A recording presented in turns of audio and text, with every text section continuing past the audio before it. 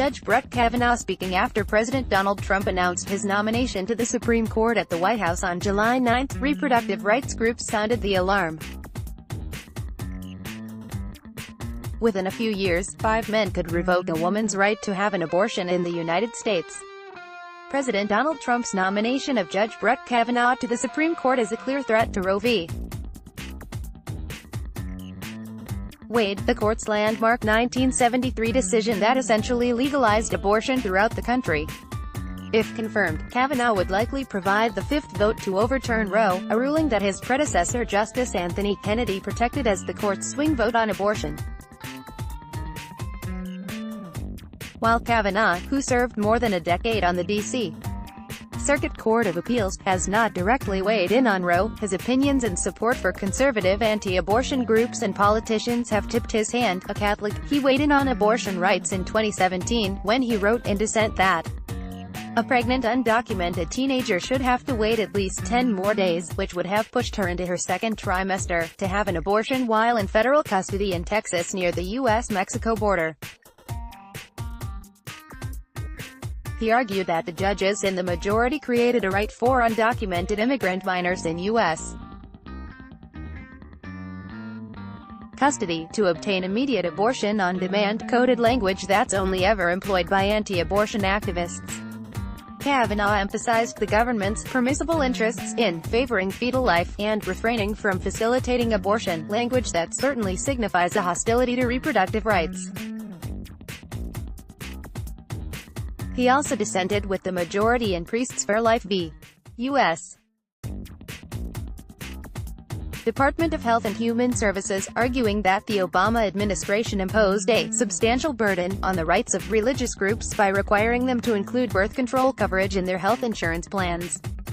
Kavanaugh emphasized the government's permissible interests in favoring fetal life and refraining from facilitating abortion. Reproductive rights groups sounded the alarm on his nomination Monday night. "We can't forget what America was like before Roe, and we know the reality today for so many women in so many states across the nation where our right to make the most fundamental decisions about our bodies, our families, and our lives has been all but eradicated."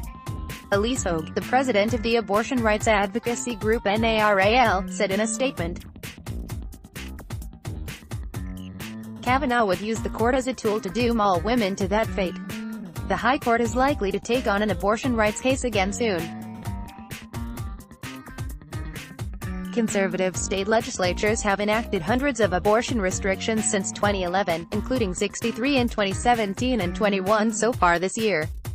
Iowa, for instance, just banned abortion at 6 weeks, before some women even realize they're pregnant. The law was designed by conservatives to challenge Roe.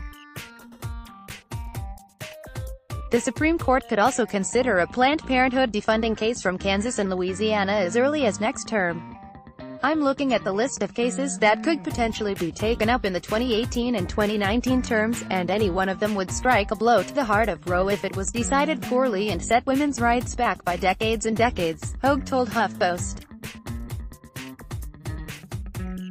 If Roe is overturned, states will be allowed to regulate or ban abortion as they see fit. The Center for Reproductive Rights estimates that 22 states could ban abortion outright. 9 states are certain: Louisiana, Mississippi, North Dakota and South Dakota already have trigger bans on the books, meaning that they will automatically criminalize abortion as soon as the Supreme Court allows it. And Arkansas, Kansas, Kentucky, Missouri and Ohio have enacted laws that indicate their intent to limit abortion to the fullest extent possible should Roe be overturned. It's ironic that Trump might be the president to reverse one of the most important women's rights decisions in a century. Trump once called himself very pro-choice, swinging to the other side on the issue only during the 2016 campaign because it benefited him politically to do so.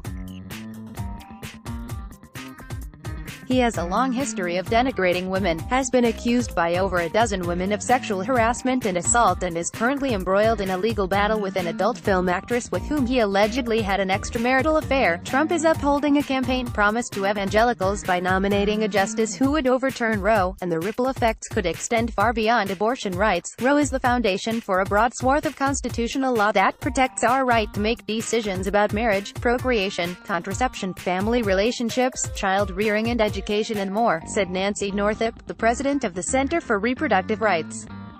Roe is about what the Supreme Court and Planned Parenthood v. Casey explained as a promise of the Constitution that there is a realm of personal liberty which the government may not enter. The last hope for the left is that a few moderate Republican senators, like Susan Collins of Maine, decide to help Democrats block Kavanaugh's confirmation. She and Sen. Lisa Murkowski, are Alaska, both of whom declined their invitations to the White House on Monday night to hear Trump announce his Supreme Court nominee, are consistent supporters of abortion rights. They will feel pressure from both sides of the aisle as they decide whether to confirm Trump's nominee. A clear majority of Americans, according to nearly every poll on the subject in the last decade, do not want to see Roe overturned. The Democratic National Committee is urging voters to make their voices heard immediately. We blocked healthcare repeal last year because Americans came together, spoke out, and held Republican senators accountable, the DNC said in a statement. The only way to stop this nomination now is to fight again. Call your senator and vote in November. Democrats must make our voices heard at the ballot box for the millions of American families who are counting on us. Download. Do you have information you want to share with HuffPost? Here's how.